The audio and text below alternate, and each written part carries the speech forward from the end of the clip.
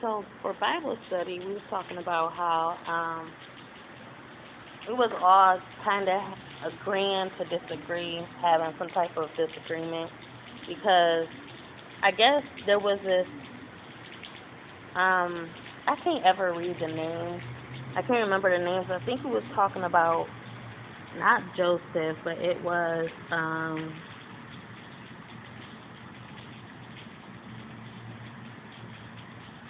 I can't remember who.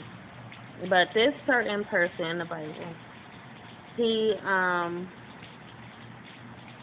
he was having dreams, and I guess the dreams he had this one dream, and I guess he went down to the people and he was talking about, well, he went down to his siblings and was like, yeah, I'm gonna be ruler over you, or this and that. My dream said that I'm gonna be ruler over you, and um I guess everybody else was thinking like he was being arrogant or he was being, you know, obnoxious, all full of himself and this and that. I'm like, no, maybe. And then she was like, oh, well, you giving the person the benefit of the doubt because you're kind of just taking his side about it. And I'm like, yeah, because I know everybody has a way of expression. Maybe he had this dream, and this dream was a form of expression because our consciousness, what's on our conscience is how we truly feel. And sometimes we beat around the bush to get to the point because that's all we can deliver. Sometimes God puts, something on your heart, and you have to deliver that rather than being direct, and you know that. So it's just like the way I present myself or the way I'm coming to you about my dream, you know, maybe this is how he actually feels. This is his expression of how he felt, you know, when talking about his dream and telling them of his dream. But those who are reading this story are basically saying, no, I feel like he was being arrogant. I feel like he was, thinking about himself and just bragging. I'm like, no, I don't see it that way. I don't see him bragging about it. I see him expressing himself. I see him wanting to come, just as you, like I said, just as you get good news and like you read this verse in the Bible and this verse really speaks to you heavy. A lot of people like, okay, so this verse speaks to you really heavy to the point where you can't hold it, and you feel like, you're being brought, God is basically speaking through you in that moment. God is giving you a message. You're being used by God to deliver this certain message because it's on your heart to the point where you have to speak this message. You have to speak the word.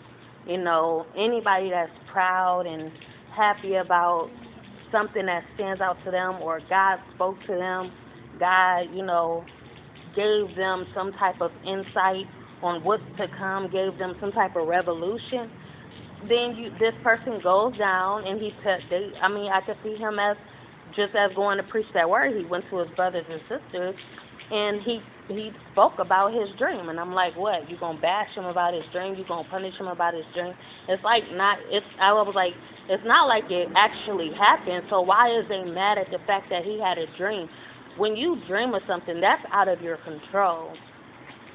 So what I said is that, they take it how they take it. You can't put this man at fault, and like it actually happened, but they took it as, oh, you think you're better than me, so we're going to go do something. We're going to go punish you. And they said they punished him. They threw him down in some type of, something, and they some type of hole or something. They kept him down there and they punished him. I'm like, why would you punish somebody for something that they can't control? They had this dream. They spoke about this dream. It's a dream. So why would you punish somebody for something, for a dream that they had? And all he wanted to do was come and tell his brothers and sisters about it. He wanted to express himself. And hey, if that's how he felt, maybe he did feel superior over them because that's what the dream was explaining. Maybe he did feel that way internally. Maybe not externally, not physically. I don't feel that way, but inside, inside I feel this way. I feel so great. I feel so superior. I feel so superior, and God has made me feel this way. I feel so confident because God made me confident. God made me so confident, and now I'm expressing how I feel to you, and, maybe that's how they felt. Well, that's how he felt, but this is a way that he could express himself. Why would you be mad about that? You should be trying to feel the same way. Why would you punish him because this was his expression of his dream? His dream could have meant so many other things. It's like, his dream could have meant that he was in that situation where he had to be this, he had to feel this way, His dream could have meant so much things, and that's all I'm saying. But, yeah, we had that discussion, and they felt as though he was being arrogant. It just as anybody would feel that he's being arrogant, but I feel like he was just expressing himself, and especially since he was one of his father's favorites, so the fact that he's being treated specially, like he's being favored by his father. His father loved this child of his, this one specific child he loved the most. He spoiled him. He gave him, it was this coat that he made him, and it was like he took his time with this coat. Everybody else had a different coat, but he had this special coat. He really loved this child. He loved his son, this specific son, because, parents love their child differently. He just loved this child more. And, so the siblings were mad at the fact that he was loved by his dad so much. They was mad, and they were angry, and they were jealous. And so, therefore, they treated him like this. They punished him, and eventually they sold him off, and he had to go away. He had to go away, and his father thought he was dead. Like, he was so upset. He was grieving the whole time he was gone. And then, come to find out, later on he survived. He was alive, and he was coming back. But when he came back, he was a different person. He had evolved. And that's what I told her. I'm like, there's a difference between change and there's a difference between evolving. A lot of people change, and she had me explaining because she didn't understand. I'm like, change is just like, okay, so let's say, you're a child, but then you have a daughter, you have a baby. Like a single mother, you can grow up and be the same, as you was a child, as you are a single mother. But what happens is that you have a child, and this child makes you change, and now you're maturing in a way where you see differently. You have to take care of another life, so you have no other choice but to change and be the mother for that child, be the guidance for that child, So that's what I said. That's how change is. But he not only did he change, he evolved. Like, you can change and you can still look the same. That's basically what she was saying. She was like, what? They changed, but they're still the same. I'm like, you can change, but you can still look the same. You can still seem the same. But changing and then evolving is like you're differently inside and out. That mother who matured for her child, but then not only did she mature, but she changed outwardly and inwardly. Change can only, sometimes change is just inside. We change, something about us change about our character. But evolving is that, it changed her, having that child changed her internally and externally to where, oh, wow, this is to the point where now he walking around and they don't even recognize him. They don't know who he is, because externally he's different, internally he's different. So therefore it's like you're a whole complete stranger. They won't be able to change. They won't be able to tell who he is at all. So he's walking around and he's this whole new spirit, this whole new you know, person, this whole new being, morally, spiritually. He's this whole new being because God transformed him while he was away.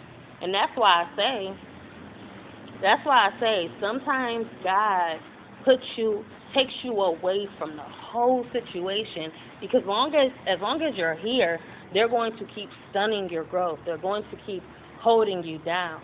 You know, they're going to keep treating you the same way over and over and over again because something in their life never changed them. So therefore, yes, they're going to be the same. And that's what she was like. She was like, well, people say the same. People don't change, and that's how you know she never experienced that. You know, a person who's experienced change in her life, they know that there's change that does happen. They know change does happen.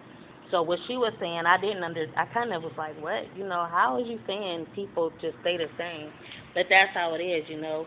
Some people who don't experience change in their life, they will stay the same because they never had something to just, you know, put them in a position of seeing life from a different angle or seeing it from a different perspective. You know, they never had anything in their life happen to where that changed them. So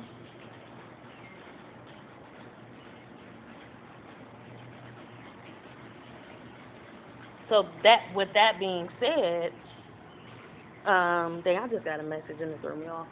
Okay, so yeah, with that being said, it was evolved. He evolved, and okay, so I was saying God took him away from that situation so that he can change because since they never experienced any change in their life, they're always going to see him the same. God may have tried to work on them, but something in them didn't, you know, change. They didn't want to change. You know, you have to want to change. You have to want something different. You have to want some type of transformation in your life to happen for it to happen. And since they didn't really have that, and they were so hardened in their spirit because they were so jealous of him, of how their father was treating him with such, you know, like he was so special and so worthy and so, you know, so everything, they were hardened. Their heart was hardened, and God can soften their heart. So God took him away. Even he went through punishment and all that. God took him away. That was a process of him. You know, sometimes we go through things that people punishing us and this and that and the third, selling us, and we went through all of that, but it's all to make us stronger to becoming who we were meant to be or becoming who he was now. You know, all of that built him and put him in the position of this is me now. You know, and now they don't even recognize him. They can't tell who he is at all. So that's why he went through that, and that's why that's just how life is and how God works in your life. So yeah, that was a Bible study lesson from, I think, yesterday. That was yesterday's Bible study lesson, I think. I'm pretty sure. But yeah, that just spoke volume, you know, that spoke a lot. And that just tells you a lot about how life is and how much hardship you have to go through so that later on you're built into that soldier. You know, it's not our business to worry about what God does in other people's lives. You know, how they treat you and how they make you feel a certain way. Like, it's not on us. It's not our business to worry about that, you know.